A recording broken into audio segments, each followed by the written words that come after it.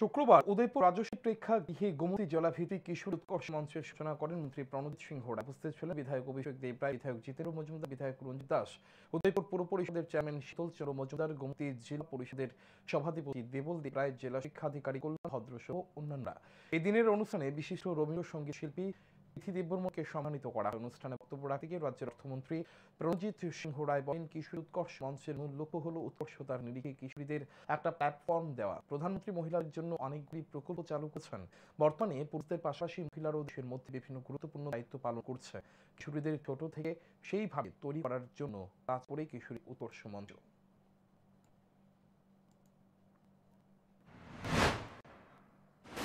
এবং যদি ইতিহাস আমরা দেখি তাহলে এটা প্রমাণিত যে সময় সময় এই যে মহিলাদের কিশোরদের ছোট একটা শুরু হবে।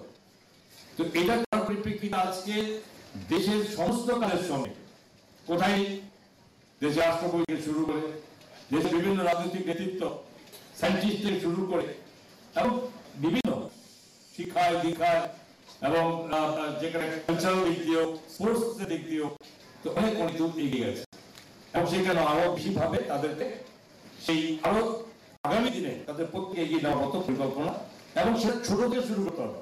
তো এই কিশোরী উৎকর্ষ এই মঞ্চ কিন্তু তারই লক্ষ্য নিয়ে কাজ করে।